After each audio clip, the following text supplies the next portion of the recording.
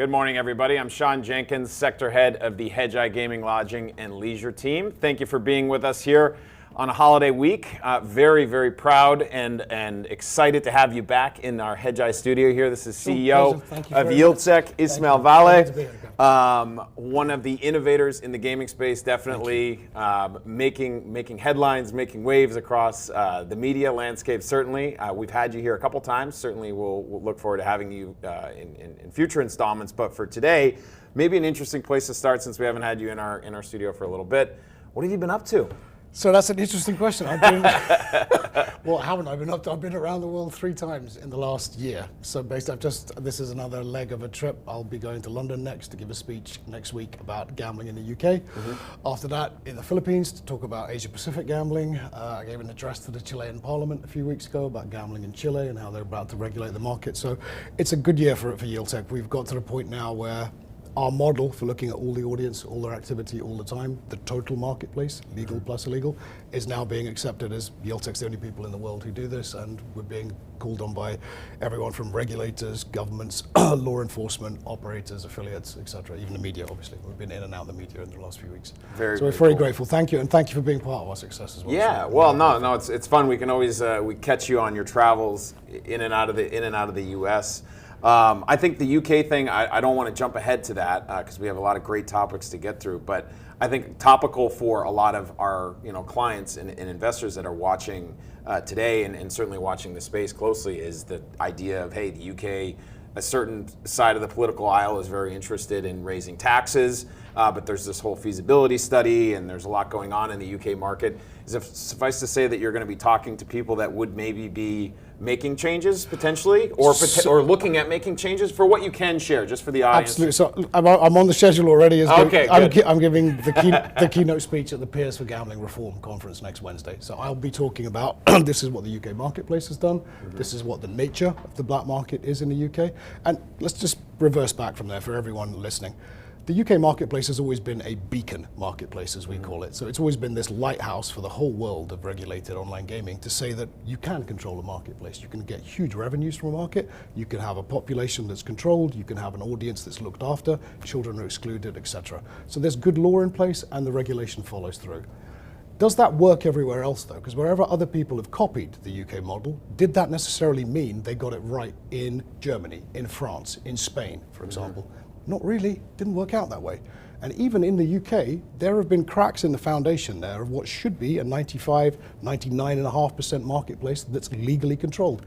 There are cracks in that foundation. I can't talk about those today, but I will be talking about them next week. The report will be available in the press as well. Very, very interested in seeing what the findings are. I think we're all worried, I guess, for those of us that are positive on the stocks and for investors later that are listening that own the stocks are like, God forbid UK raises gaming taxes. We know what can come, obviously, from that, and it's not a whole lot of good, and usually not a whole lot more tax revenue, for the country exactly. Or state. The main point here is you need to get to a point where your marketplace has to be. So marketplaces have tipping points. 75% of your marketplace being legal plus means you're at a positive tipping point. You can control the marketplace. So you can kind of do what you like within reason to regulation. You can do what you like with taxes, but you need to get marketplace control there. The first thing you do is get rid of crime to get to that point. And there are very few marketplaces in the world which are at a 75% positive tipping point. Let's look at the US, for example. We're at a 71-29% tipping point here, okay? It's not working well, what's going on in the US, but that's a 71% tipping point in favor of crime. Right. So there's nothing we should be doing in the US to kind of go, let's bring in tons of new regulation, let's bring in tons of new taxes, because all that that's telling us is, especially on the tax point, if you're not making the money you should at operator level, you are not making the tax you should at state government level, okay? So that just means that we need to get rid of crime is what's happening there. We can see in most of the top 10 markets in America right now, these are $3 billion plus markets, okay? Yeah. But what's being made legally? A tenth of that? Half of that, if we're lucky, okay? And that depends on this legislation cycle, which simply isn't moving in favor of license and legalize all the products now, because those products already exist online in the illegal spectrum. So all that money, we're just basically happy to say, crime can have that money, crime can take it, crime can take it. And that's insane.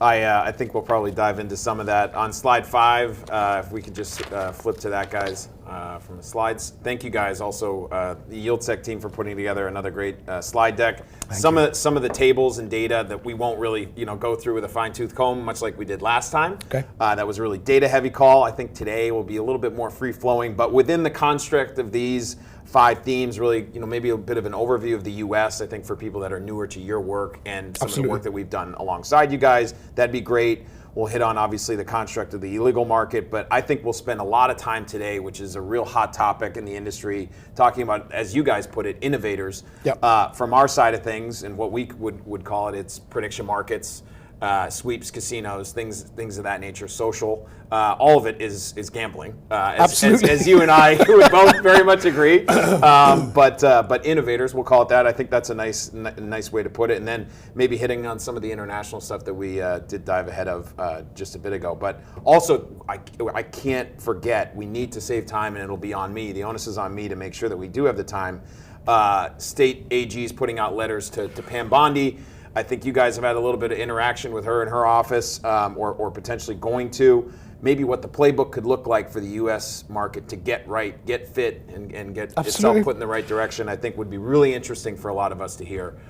We'll touch on that today if we get time. We sent a letter to Attorney General Pam Bondi in the last couple of weeks. We basically have produced the most comprehensive work in the U.S., what we refer to internally as the USA Everything. We've done every type of online gaming analysis in the marketplace.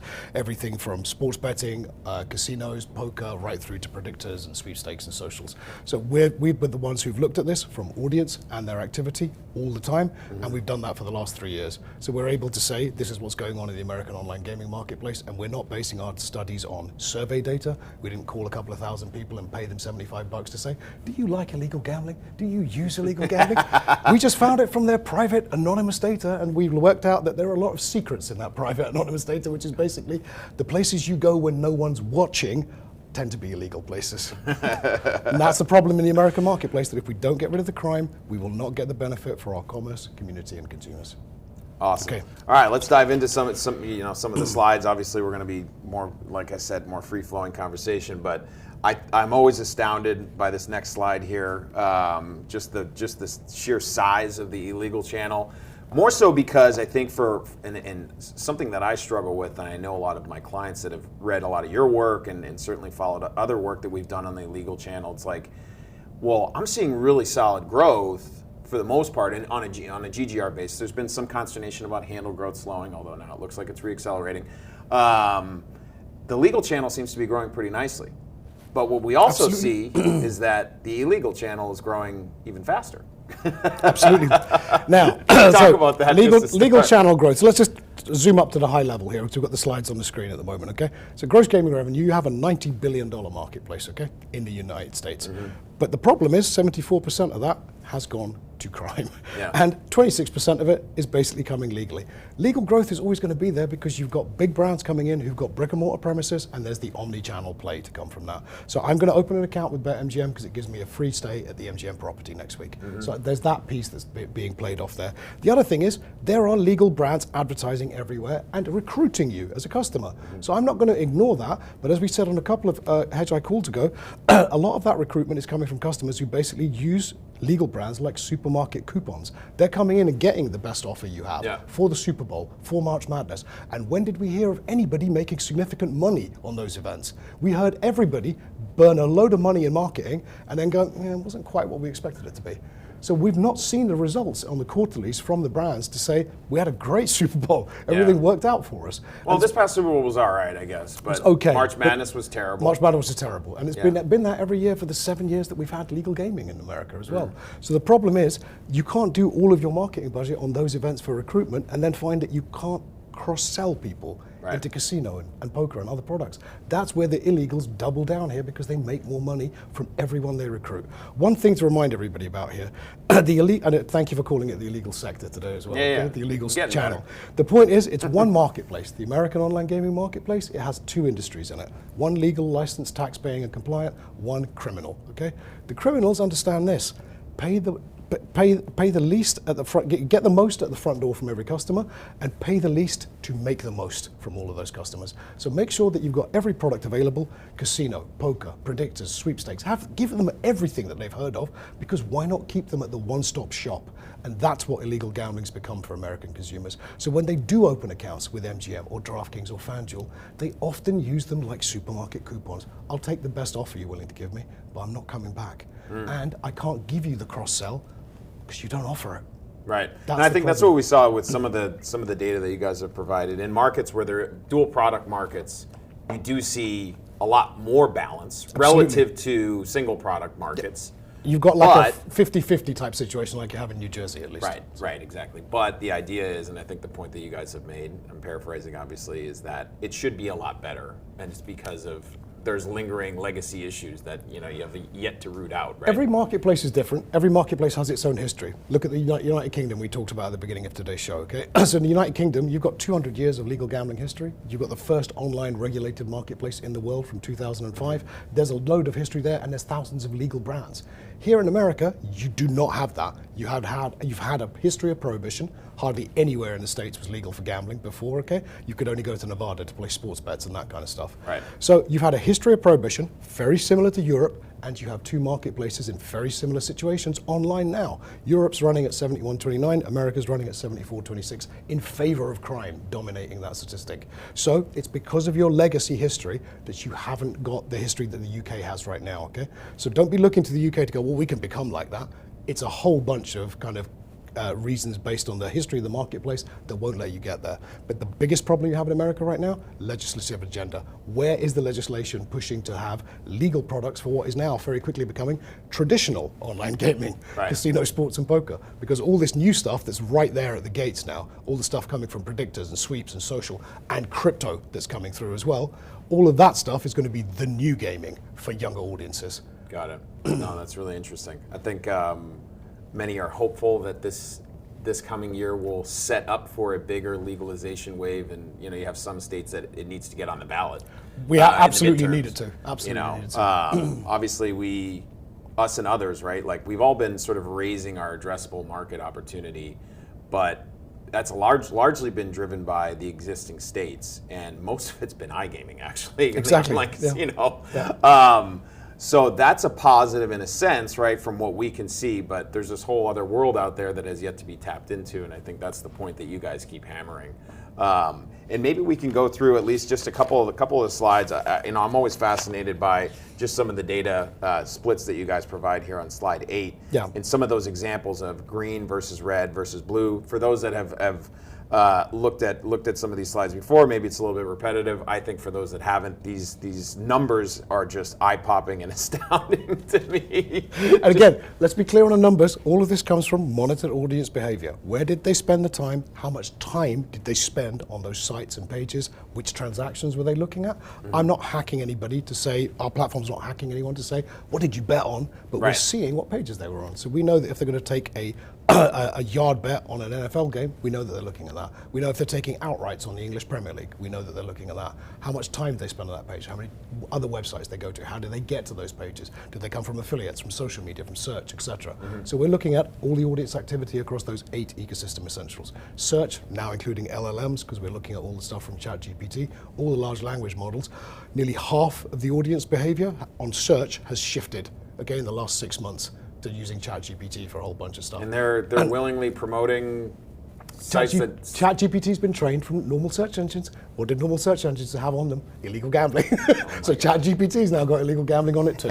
So all the LLMs are basically infected with the same poison we've already had in the marketplace. We're just kicking the can into a new area of technology. So the problem there is, what the audience is now going, well, let's ask Chat, as the kids say. Let's ask Chat what he thinks.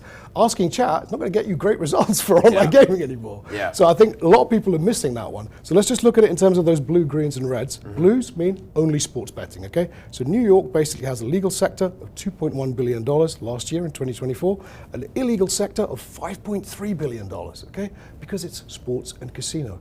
And what you're finding is, even in the legal sector on sports, it's considered fairly boring by consumers legally, because it's like, and again, consumer's not looking at this in terms of what's legal, what's illegal. Consumer looks at this and thinks, I want to have an interesting bet and an interesting experience and an interesting gameplay experience. So what do I find out there? The stuff I read about and hear about and see on social media, all the crazy stuff, it's all illegal gambling. I just don't know it's illegal gambling, but I did click on that link on Insta. I did click on that link on TikTok, and I got taken to something which I could open an account with, and it took my money from my credit cards and from my Venmo and my cryptocurrencies. Much All like of that's illegal. the legal platform that your buddy used or whatever. Exactly. It's So, but no if I'm good. going to DraftKings or FanDuel, etc., yes, they've got great businesses and great models and great apps. But the problem is they're not being let in the room of all the stuff that the audience is being possessed by right now online. And that's what we've been seeing since the start of Yield Sec in 2020.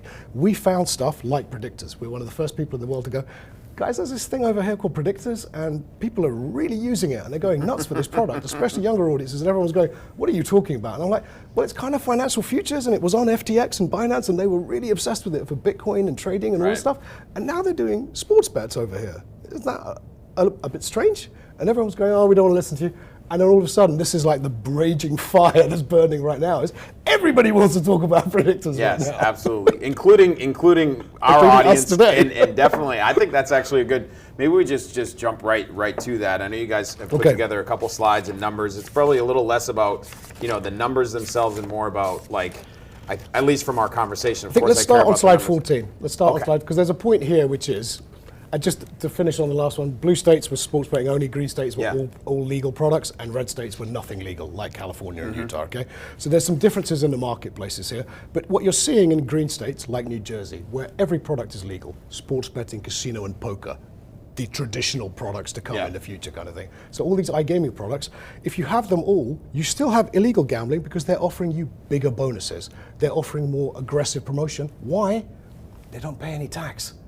Also, they're not offering you any checks or regulatory rules or anything about player protection or KYC. They don't need to check who you are. They don't even know where your money comes from. So if I'm a New Jersey-based customer and I open an account with the casino, there'll be some basic checks in line with the DGE's regulatory requirements.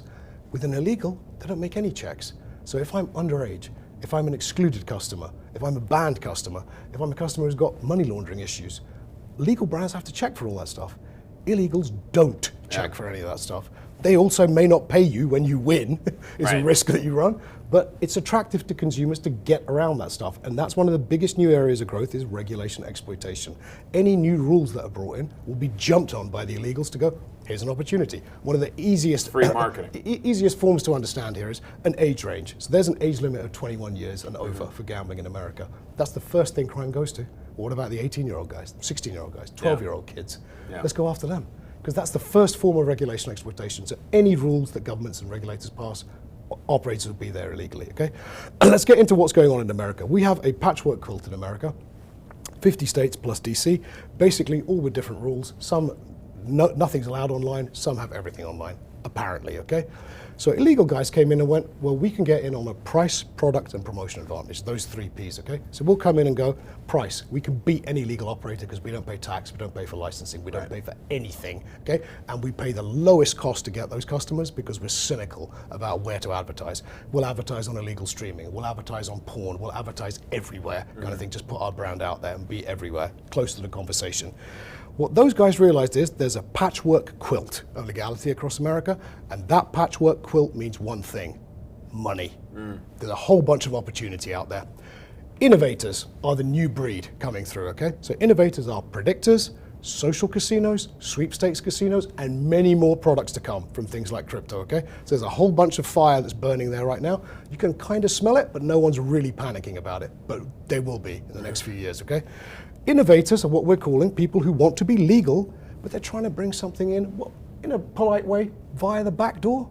They're taking advantage of that patchwork quilt, okay? So they're not crooks, they're not trying to do anything illegally, but you need to look at where they came from and look at what they're trying to do in America now. So for the traditional guys and for the tribes, I understand why everybody is raising a 5-alarm fire right now. Yeah. And they're kind of going, whoa, this predictor stuff is just sports betting via the back door. It's just sports betting in another lane. You need to be really careful here because now you've got legal brands like DraftKings going, well, we've done a deal with CME, we're going to do financial futures. But they're trying to drive in one lane on the freeway and say it's predictors, it's a financial futures product. Over here, you've got sports betting and they're two different highways. But the problem is a lot of guys who came from predictors are just going all the way across that freeway and going, we don't care. We'll do sports bets. We'll do a bit of this, bit of that. We'll do predictors on whether Barbara Streisand's going to die tomorrow. We don't give a we don't care. Yeah. We're not worried about any of that stuff. We just offer it on anything because it's all money to us, and we make money whether you win or lose because it's just a commission bet for them. So as far as they're concerned, and again, sorry, they wouldn't use the word bet. It's a prediction. Trade. That trade. So now we've got a whole bunch of advertising that's being positioned for the fall here in America, which is saying from some of the biggest brands in the predictor marketplace. Just yesterday was announced Donald Trump Jr. is now advising the board of Polymarket. He's already on the board of Kalshi, okay, and invested in those companies. Right. So predictors are coming loudly and clearly to this marketplace, okay, and they are being positioned as being somehow distinct from sports betting. Predictors on sports is what we've covered in our numbers, okay? So what we're showing here is there's a whole bunch of stuff on predictors, and even illegals are being affected by predictors, okay? So illegals understood, if you don't join them, they're gonna beat you in some way. Right. With a younger audience, so you better take advantage of it. Let's jump into that number now, okay? Love to. So looking through these, let's go to slide 17, please, guys. On slide 17, you've got 30 states that have legal sports betting right now, okay? Yep. 50 states have predictor betting. Because no one's done anything about this other than send some letters to Kalshi and stuff saying things like, you can't offer things on predictors, okay? You can't offer things on sports. Stay away from sports. Kalshi's generally fought that how? We'll take you to court then. Right. And they've won again and again and again. So there's no way of getting out of this one now. You're in a really difficult situation for the states and regulators versus the predictor industry because they're saying they're not sports betting.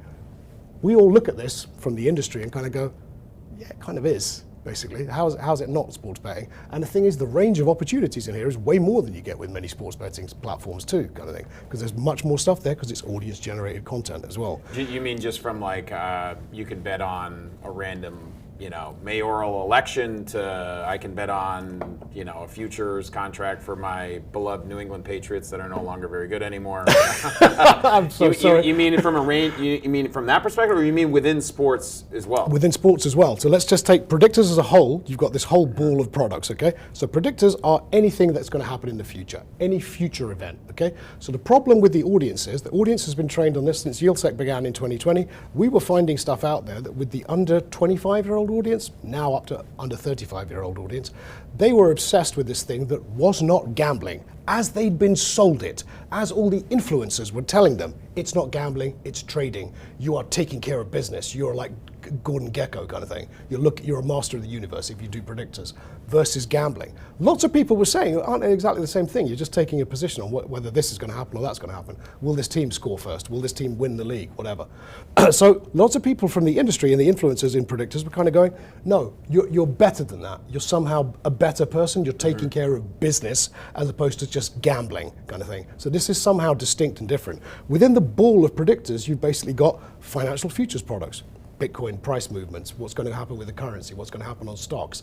Then sports started to come in because it's audience generated, a lot of this stuff. FTX and Binance, okay, FTX at its crash, 15% of its worth was in predictor products.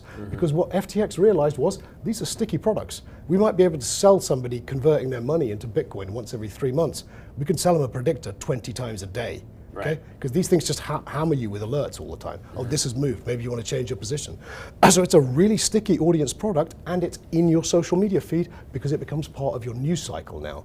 So it's a really interesting product from the point of view of that younger audience love this product. It's absolute catnip to them. The problem you're having with it from an industry perspective is, I can absolutely understand why all the legal sports betting buyers are going, this thing, we're like, crucifixes and vampires here. We don't want to know about this thing. Then there's some of them who are kind of going, well, maybe if you join them, we can merge the product. But it's a weird, interesting thing here because there's a built-in profit margin on most sports bets, okay? We expect to run at a single-digit profit margin. It's a hard business to make money in. Yeah. Predictors are running at a much lower clip because it's a commission-based bet. We make money whether you win or lose. You don't have to pay the state. But you don't have to pay the state. Okay, that's the thing. So now you're in this area where, okay, this thing's a real threat as a product, and they've got way more bets on the sports side, and then there's the whole other room of Let's start betting on elections. Let's start betting on whether celebrities are going to die next week. Let's start betting on all this crazy stuff. And it's that room of crazy which makes predictors really interesting because it doesn't need as much marketing either. This stuff just sells itself. Right. Is the thing. Crazy sells itself. Exactly. So all that stuff that's funny, sexy, bleeds has got predictors about it now too.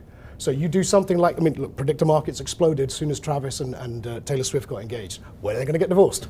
Yeah. Already on predictor markets. Oh nobody in sports betting would even think about doing that. Well, no, but it's of course all over predictors. They can't even put lines out there on like Oscars bets. Exactly. Yeah. So if you can't even advertise on a cultural event, but this stuff is basically now saying the thing that predictors really possessed an audience with is this: I'm not betting, I am predicting, and my predictions can not only predict the future, they can make the future. They can drive. And that's the thing. I can now use my money to shape future outcomes. So the more money that's bet, the more I tell all my friends about it, the more I do influencer posts on it, on TikTok and YouTube, the more that event is likely to happen. And that was led by Eric Trump saying after the election, we knew where the election result for Donald Trump winning was going to land.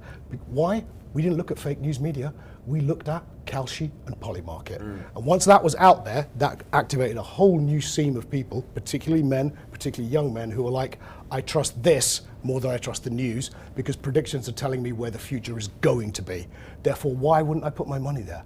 So there's a whole area here of cultural, how the marketplace has been affected by this, and there's a whole area of how that's going to generate business in the future. Would you say, granted we were just joking, before we were getting on the call here about, it's such a, sports betting in the U.S. is still a nascent industry. Absolutely. This is even more nascent, obviously. In terms of, and certainly from a conversation standpoint, it's early days, but it's moving quickly. Would you say longer term, the opportunity for DraftKings or even Polymarket or whomever, there's more opportunity in sort of this bet everything outside of sports realm, or do you think it's equal sports and that, and you just have to look at the whole Interesting point, and it brings us back to the numbers. If we could bring up slide 17, please, team. So let's look at legal online GGR for sports betting. So 30 states produce $14.5 billion, okay, in GGR. Illegal produces double that, 31.9. 50 states of predictors produce $32 million, okay, in GGR. So a lot lower clip on the ticket here, and it's not a huge product yet. It's not a mainstream product by any means, but it has got a certain audience. But that 32 million as a share of legal online GGR is only 0.22%. Okay? So predictors aren't a massive threat yet. They're not coming for your business tomorrow, but they are coming. Yeah, they're okay. coming. Now, just look at the reason I'm saying that is the illegal online GGR. So there, sports betting, 32 billion thereabouts. Okay. Illegal predictors are 2.5 billion. So we're at 8% near enough here. Okay. So even illegals noticed that if you don't start using this product will start to cannibalize you. Okay. So that's the point. Because the new audience coming through is using this more than they're using other things, because that younger audience, as we've always heard for years now, when I first started Yield Sec, clients were coming to me when I was a consultant saying, we're not making money. And they were blaming it on two things, regulation and changing audience tastes, okay? Changing audience tastes and regulation are not as big as the illegal gambling fact of what was going on out there, but changing audience taste is in there. Younger audiences do not want to necessarily be gamblers. Younger audiences don't want to be like their father who used to spend a lot of money betting on the NFL. So when you've convinced them that predictors are the future, when you've convinced them that this is not gambling, when you've convinced them that this is trading and it's like having a job, okay? That's hard enough for a lot of young audiences nowadays. When you've convinced them that you can make money on this and be part of a community, well, I'm saying hello to that product as a young audience, aren't I then? That's the problem we're having here. So you think, I guess maybe, of course, because of the way I think and the way I think many of our customers think, we see these two numbers, right? The 0.22 and let's call it less than 1 and close to 8. Like the analog could be that if the U.S. legal industry doesn't get its head out of the sand, that could actually happen. That dynamic, you could have that shift in that, it actually becomes a significant part of the business. So you're not going to sit on the sidelines and basically, let someone else build a business while you just keep your head in the sand, right? I think. Absolutely. Do you think that's why we're going to? I mean, I had a great conversation yesterday with someone in the industry. This is all the field work that we're doing, getting a lot of opinions, and I have, we joked. Customers asking me, what's the TAM? What's the opportunity? Well, let's quantify it right away. And I love the enthusiasm because me and my team, we have that same enthusiasm. The reality is like, slow down. Yeah. Like, we really don't know, but I think this is really interesting when I look at both this and the illegal relative to the legal. Illegal maybe giving you a little bit of foreshadowing as to what could potentially happen. I think illegal is giving you the foreshadowing here. Illegal is showing you the looming tower here, okay? Because what you're seeing legally is there's hardly any money in predictors. Why would I worry about this? Yeah. What the problem is, legal products are generally more boring in America, okay? Yeah. So that's definitely happened to predictors too. So in America, as a gambler, of course I'm going to go to illegal gambling because you don't have casino, you don't have poker, you don't have all the prop bets I want. And even when I lose money, you don't offer me anything apart from just saying, well, you haven't hit your VIP tier this month, we can't give you anything. Yeah. Illegal gambling will throw money at you to stay, okay? course. They'll give you chips in the casino, they'll cross-sell you into every product, and predictors has just become another product to cross-sell you into. Because what illegals understood with predictors is this product sells itself through the social media cycle, and if you stay in the illegal realm with predictors, you can bring crazy into the room, okay? The funny, sexy, it bleeds, social media converting stuff. Any content converts is what illegals really understood well. That 8% though, that's basically coming, so predictors illegally as a share of illegal sports betting revenue, you're seeing there that it's basically, they're getting a lot of revenue from sports there. They're pushing people into new predictor products, and they're pushing them into the crazy room on sports too. When that product goes legal in America, the predictor product, it's not going to be as sexy and interesting anymore. That's the difference, okay? Yeah. So when you come into the marketplace, you've got to sanitize the way that Polymarket obviously will. Polymarket's out there at the moment, apparently having done a deal with Meta and saying, we will have real money sports trading in every state from this fall, okay? So sports trading, to be clear. Right. So all 50 states from this fall, you can bet on the NFL. That is going to be a red rag to a bull for the legal sports industry, because they're like, okay, we're in 30 states for legal online, we're in 38 states for legal online with retail as well, but we're not making the money we should at all. And now we've got these guys to deal with. So there are two threats for the legal industry right now. It's illegals and innovators, but both of those groups saw the same thing. The patchwork quilt in America, patchwork quilt of legality means opportunity, equals money, means I should stay outside and come into this marketplace to take money away. When you come into the marketplace as a legal platform, you have to sanitize. Yes, there's going to be a load of court cases and decisions and all the rest of it, but ultimately you're not going to have the crazy that the audience got used to on illegal platforms. And that's exactly the same problem that traditional gambling has. Right. So if I'm not going to be able to get casino, live dealer casino, sports betting all in one place, I'm going to use the people I've always used, the firms that are based in Panama and Curacao. You might not convert over. So the dynamics will be so, like, I guess, like, cut to the chase, like 8% is what it is because everything is literally the offered. Crazy's there. Yeah, the crazy's exactly. there, but because the legal channel likely will not have the same level of crazy. Exactly. There's some crazy there. There will be. I've perused the markets and I've looked at it. You can bet on South Park characters dying and things of that nature. Literally on Kalshi. Someone had tweeted it the other day. I thought it was hilarious. I had to verify it. It actually was true and was a live market. Granted, there was like $5,000 of handle being wagered there's no money there, So but again, no it's money, a great lead-in product. Yeah. And again, as a legal sports betting brand, you should be hearing a kind of lightly ringing bell there, which is this brings in conversion like nothing else. And that's the thing. This product is interwoven with the news cycle, interwoven with the gossip cycle, interwoven with people's social media feeds. You're going to get conversion from that, always. Yeah. Illegals understood that years ago. That's why illegals were using, one of the first reasons we found it, we look at all of the keywords, we look at audience behavior. One of the first things we found was illegals were using the word predictor in their search engine results pages, what are known as Google SERPs, okay? Yep. On your search engine results page is the list of things that when somebody looks up Sean Jenkins, it says, well, Sean Jenkins is this guy, he works at Hedgeye, okay? It's a description of who you are and what you do. Illegals were using that on Google to say the home of sports betting and predictors. Why? Because the young audience was converting from it. Even if they didn't have predictors, they were still saying that they did. Yeah. Just to get the audience there because they realized that term is catnip for under 35-year-olds.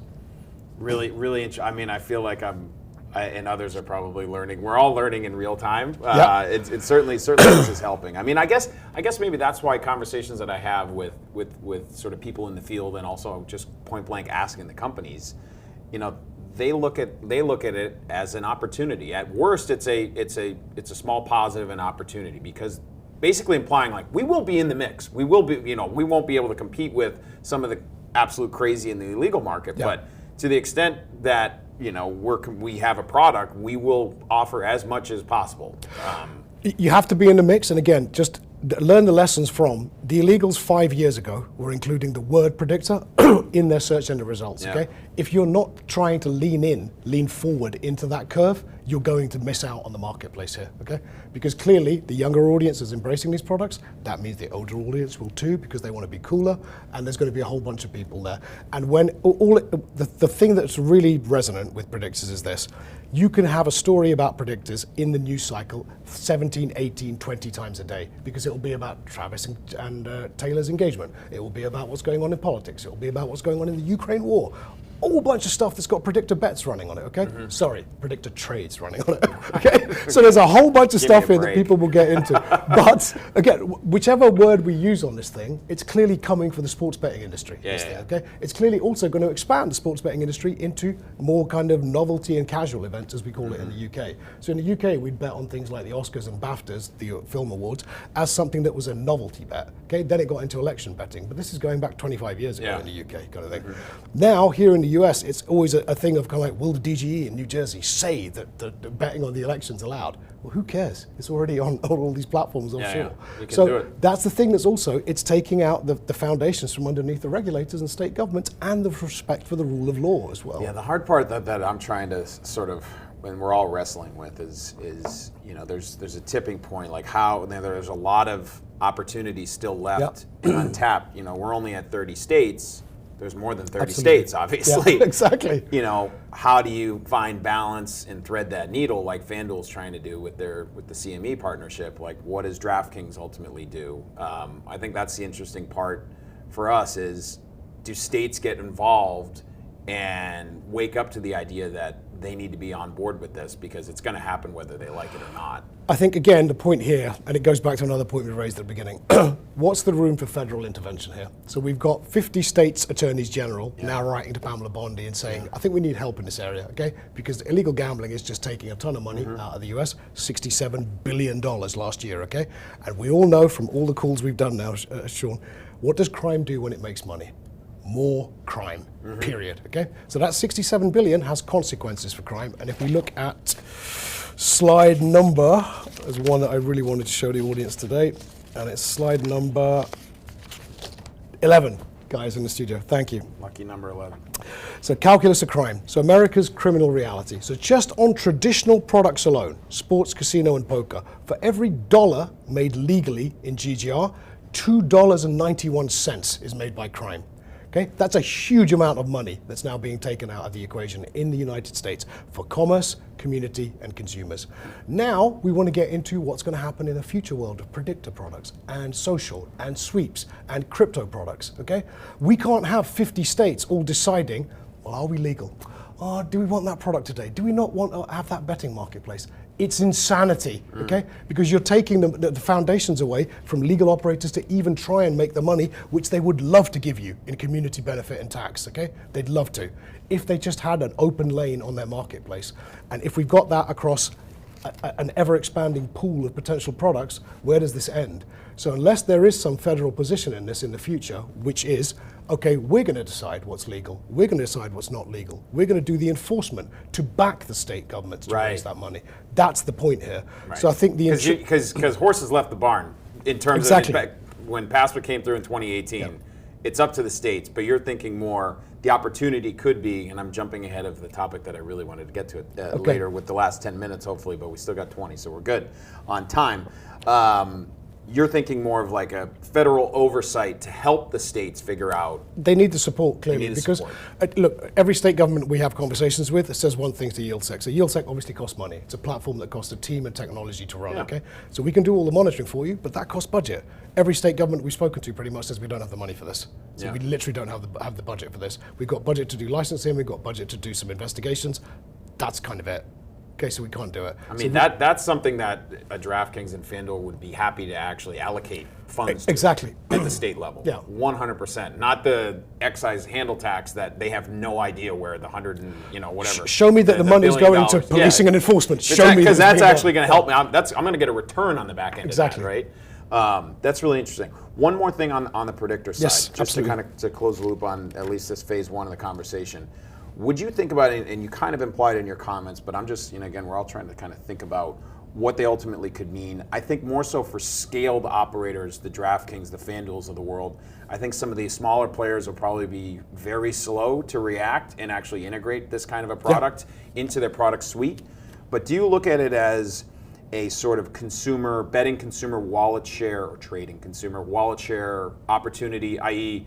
it could grow average revenue per user, or do you think of it as sort of robbing Peter to pay Paul, a little bit of a shift in dollars? Very, very good point, Sean. I think here it's a case of it's an average revenue per user piece, that you're trying to increase your share of wallet from every consumer. And if you don't have casino and you don't have poker, why the hell are you not going to take predictors? Of course you're going to try and take this product on. So I think for every legal sports betting operator, you kind of need to be leaning into this one because it's coming, clearly. Donald Trump Jr. being on 2 boards of companies that are going to do massive ad campaigns coming this fall to say that legal sports trading is here. It's kind of interesting, and it's kind of telling you which way the wind is blowing here, okay? So at least for the next 3 years. At least for the next 3 years. And then again, just regardless of what changes then, once that thing's been marketed and embedded, just look at any of these cycles when we have new products come in. The advertising will go through the roof, and we all know that when legal products are being advertised heavily, it also increases the money that goes to the illegal sector as well. So we need to be very focused here on, there's an opportunity here to get the cross-sell. We just haven't been granted as a legal industry, okay, in the last 7 years. So we're going to go into year 8 now. America is right on what Yield Sec calls the negative tipping point. So when 75% of your marketplace or more is controlled by crime, you have a serious problem that needs root and branch work to kind of weed out. America's at 74% right now, controlled by crime. If we now start bringing predictors in, we'll start from next year's numbers at Yield Sec, we'll be including predictors and socials and sweeps in the overall view of the online gaming marketplace, because these things have become such big products now. If we look at the share of sweeps and social as a percentage of legal casino revenue in America, it's big. It's huge, okay? This thing's at 76% of what the legal casino industry makes. Yes, that's because you've got 7 legal states for casino, and you've got, I think, a difference between like 36 and 48 states for social and sweeps. But these things are making significant money now. And they effectively it's online gaming. Like it's not social. It all ultimately is real money at the end of the day. It's real money gaming. It's opening the door and come in the room. Okay. A lot of social casinos would say, well, you obviously can't cash out. It's prizes. That's kind of the pachinko model from Japan. So we don't have gambling, but you can change the cuddly toy for money around the corner. There's the exchange there. And it's the same thing with a lot of the kids' gaming platforms and stuff as well, with Roblox and that. It's not real money gambling, but it does feel like it is. Yeah, it so there's a whole bunch of stuff out there that's in that room. Maybe we actually take the conversation there for a couple minutes on sweeps. Socials and sweeps. Socials. Slide 16, team, please. I had a question just maybe before you have some thoughts, but so you kind of included, it's sort of gray, like if you'd had another box, because it's kind of gray area. It's legal technically, right? But not.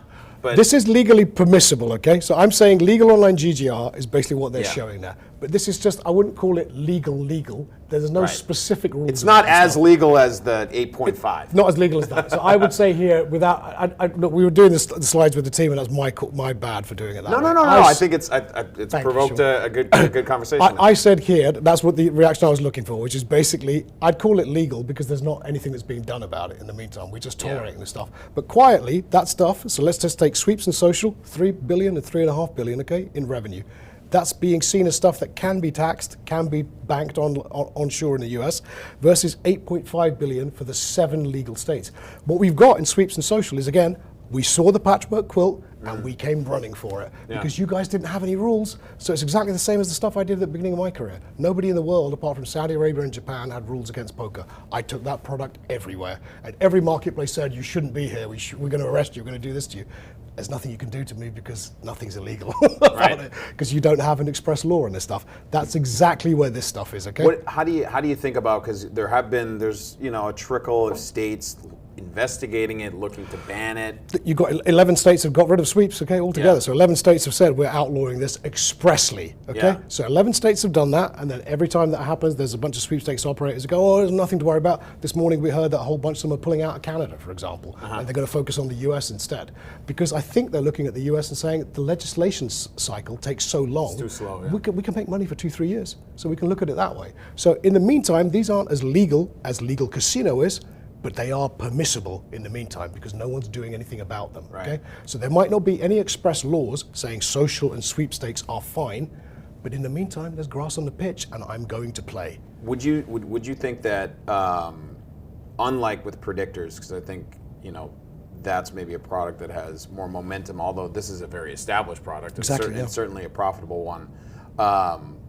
Could you see this maybe being outlawed, thus helping both legal and illegal actual real money casino, or is it something that'll be just another cross-sell opportunity? Let's be really, really blunt about this, okay? Why do sweeps and social exist? Why?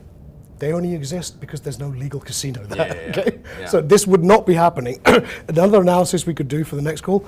Let's look at the Jersey, play of sweeps and social in states that do have legal casino and illegal casino, which we also know exist. So why would you be there if it wasn't for that? The fact that these guys are advertising everywhere. Okay, sweeps and social advertising is California. unreal. Just in California. It's massive. You can't go anywhere in California without seeing the stuff on billboards and the rest of it. So it's advertised all over the place. So it's a cash grab opportunity. They're going to make hay while the sun is shining because nobody's watching, nobody's doing anything to us. Yeah. We have a bunch of casino people and some tribes complaining about us, but you ain't doing anything about it, are you? You're not stopping us, so we're going to make as much money as possible. So this is pure opportunistic marketing, pure opportunistic industry opportunity, but it came from that one opportunity, which is the crazy patchwork quilt of legality is going to lead to a lot of people smelling that money and taking it away from this country. And they don't care because they'll make money for a few years and then close up shop if they have to. And they've got global models. They'll go to Chile. They'll go to Argentina. Right. They'll go to anywhere that they can make the money, and they'll basically move around the world. But that's the illegal gambling model. I'm not saying that everybody in sweeps and social is illegal or comes from that background,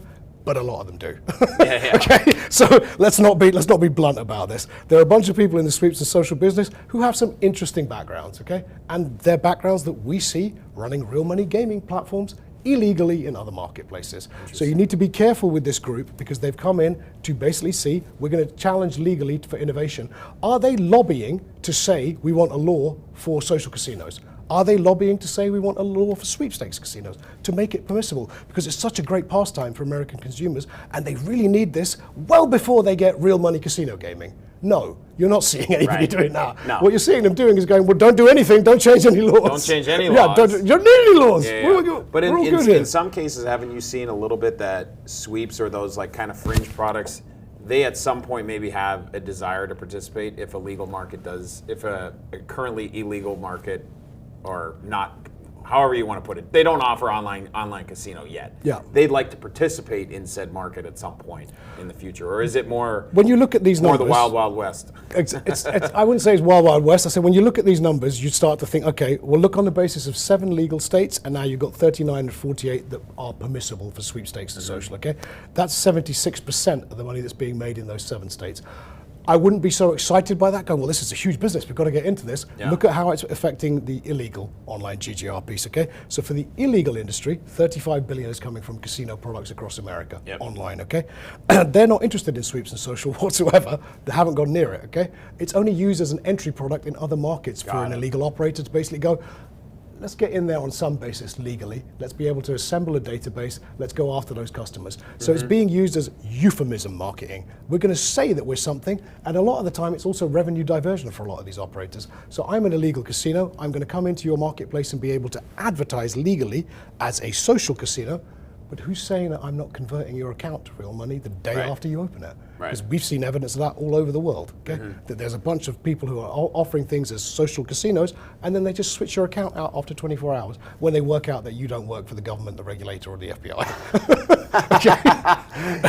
Would you say this, unlike the illegal market, which is extremely sophisticated, would you say that this is something that the states actually should have an easier time, it's a relative term, relative world, an easier time sort of getting rid of, absent, legalization of the actual real product would be the quickest way to do it, but which you and I are both in agreement on. But just thinking hypothetically in markets where, and maybe this is the real question that I have, and you said maybe you'd give us the splits next time, but just directionally, in a market like New Jersey, would you say that sweeps and socials is like de minimis?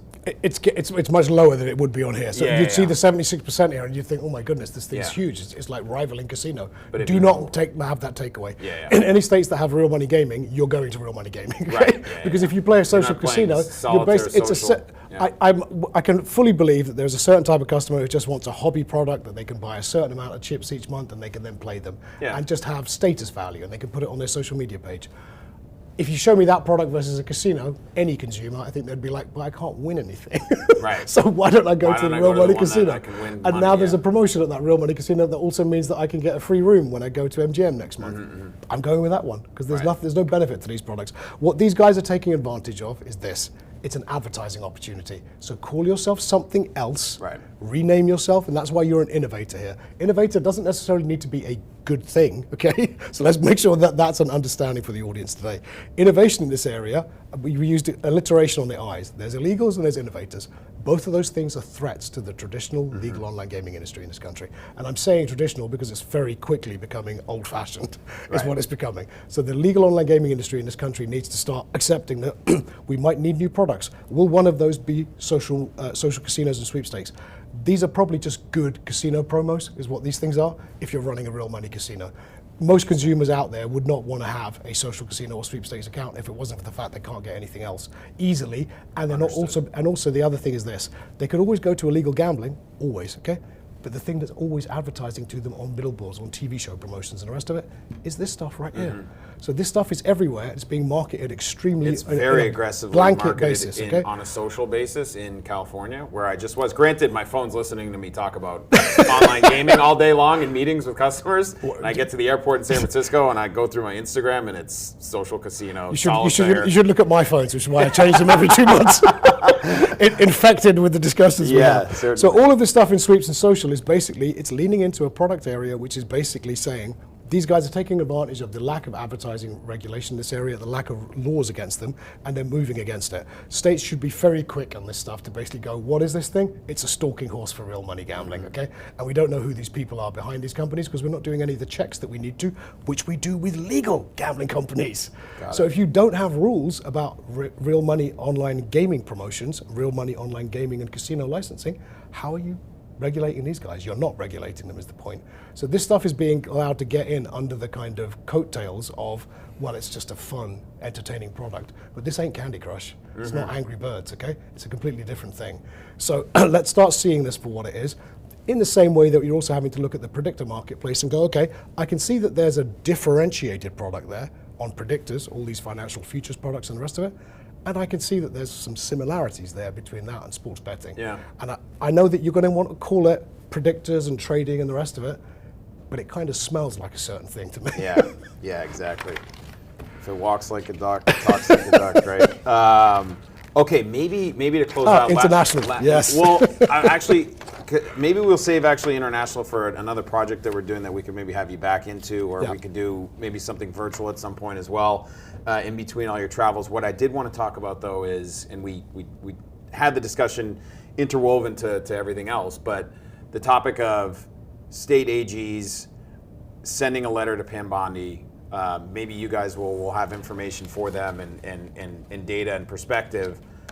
I guess if the question that I wanted to end with, and certainly I had talked to a few different clients of mine and they were interested in hearing your take, is if you're sitting in Pam Bondi's office, and she gives you the floor and says, like, how do we go about really tackling this problem with the understanding of I can't federally regulate, I can't change what's already happened over the last 6 years. Absolutely. What can I do? Is it payment processors? Is it social? Is it what like with the power of the DOJ, which is supposed to have some power? Like what can we do to make this work and get the market in the right direction? Really good question.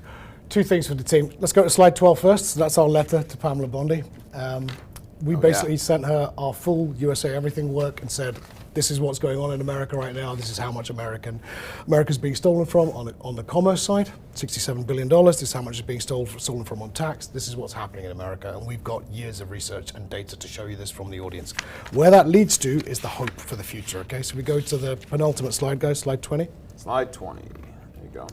So this is all about hope from actions. So this is the Yield Sec ecosystem, which I'm sure everyone hopefully listening is used to seeing.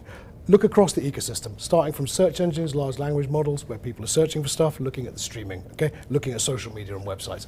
Look across all of those 8. So there is no easy solution here other than get into that ecosystem and work across it and work together as legal stakeholders. So everybody from the feds, through state governments, through operators, affiliates, regulators, all need to work together.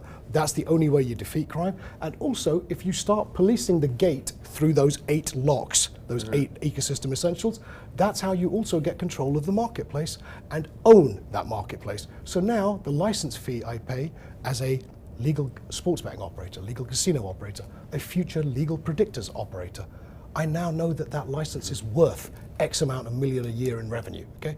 I know what to expect from the marketplace because I know that crime has been reduced to the 0.5 to 1% that it should be in any marketplace, that there's always going to be an element of the marketplace that's got some black market potential to it.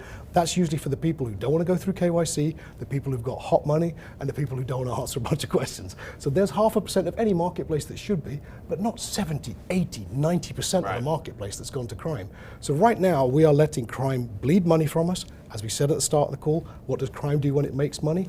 More crime. So there will be much more to pay as societies for the consequences from that crime. And right now, for every dollar, $2.91 is being made by crime. So every dollar you make legally, $2.91 going out the door. Once you then factor in for the predictors, once you then factor in for crypto products, that thing is over $3, $3.50. We're in that kind of range. So you're looking at the things getting further and further away from American legal control. So the future here is hope. It's all achieved through that marketplace. What do we do for our clients? Monitor, police, enforce, optimize, MPEO. We help them enforce through those ecosystem essentials to get to the point where the marketplace has been policed, enforced against, and it's optimized for the legal operators who are there rightfully to make money in. Is there sort of a playbook today, in addition to, this sounds like this would be like the recurring process. Absolutely. But is there a blunt force, you go in with a hammer to basically like level the market, at least to your best ability? What's the approach that even is conceivable, possible, potentially that they could take? Everybody looks at, everybody wants to Not to give us the sledgehammer. Yeah, well, come on, this is America. Exactly, yeah. But I love that's what I love about working in this country. Everybody looks at the American one, and everyone looks at any marketplace and says, I want to just hammer this thing, I want to control it. Where law enforcement needs to make a shift here is into the digital world. You need to stop thinking you're going to get the guns and drugs table like you do when you arrest El Chapo, okay? So the equivalent in the digital era of the guns and drugs table is what? It's blocking and banning content. That's what it is, okay? So you should be happy to put out a press release every day going, we blocked 5,000 pieces of illegal content today. We blocked 20,000 websites last week. That's the equivalent. That's the equivalent. Go out there every day and go, here's our guns and drugs table. It's a whole bunch of content taken off Instagram, TikTok, social media, and a whole bunch of banned websites, and a whole bunch of payment partners, everybody from Venmo through MasterCard and Visa, who are saying, we blocked 17 million transactions today. That's your guns and drugs table for the modern era, okay? So get it into the digital perspective of we're never going to find these people. Don't even worry about the end-use Mr. Big criminal, because he's never going to find him. You're never going to find him, and he doesn't really exist. It's completely amorphous in the digital era. All these people are out there, all these criminals, moving their money around, desperately trying to find bullshit licenses offshore and stuff. It's like, let them have the problems that they have. Let us keep the money that we have and stop them getting to our money. So the way to do it is by basically going, one of the first essentials that we bring into every client from regulators and governments, your blacklist and block list. So take a government like any of the governments that we work for, which I'm not allowed to name certain clients, okay? Government we were working for, when we came in, they had a blacklist of 300 sites. Within a week, that was 30,000. Wow. Okay. So immediately they were like, okay, we must have missed a few things. A few, yeah. So just a few. Just a bit outside, as we say. Mirrors and redirects, that's how the criminal world works. So they're always looking, they expect to be enforced against. It's the same as selling drugs on a street corner. Just because the police all rush to that one street corner, it does not mean you stop drug dealing, but you did on that street corner. The point with Yield Sec is stop the drug dealing by basically being everywhere across the internet, and you can be. Look at the audience, look at their activity, look at it over time, and then work out that across those 8 ecosystem essentials, we only get to that stuff by basically looking at everything. When you get to those 8 ecosystem essentials, we need to be across all those things all the time. Just doing one of those essentials well, search and LLMs, going to ChatGPT, going to Google and saying, we need to have more control in this area. You guys are also responsible because we're sure you don't want to make money from crime either. And they will agree with you and say, we don't want to. No, yeah. But is this Google's problem? No. Yeah. It's all of our problems. Right. Okay, interesting. That's really helpful. I think because the international conversation, I feel like could be like another hour. Could easily be. I think we'll leave it there. We're actually, I'm actually going to be on a plane heading to Italy to, we're doing some work on covering a company and getting a feel for that market. So maybe the international stuff Absolutely. after you're Very in the happy UK would be a nice supplement. So look, we've just done Europe. We got UK next week. We did US. So US is everything's out there. The same deck that we sent to AG Pamela Bondi is available on the Yield Sec website. You can get the collated report there. It's all open. Everybody can access that one. Great. About to do the UK. We'll have Asia Pacific coming soon. And again, we're in every marketplace on earth. We monitor everywhere. So we're always open to having these discussions about what's going on in any marketplace. Fantastic. Well, thank you so much. Pleasure. Easy Ismail Vale. I'm much. Sean Jenkins of Hedgeye. Thank you all for joining us, and have a great Labor Day weekend, and look forward to seeing you all in person, in meetings, and across the world. Thank you so much. Take care now. Bye.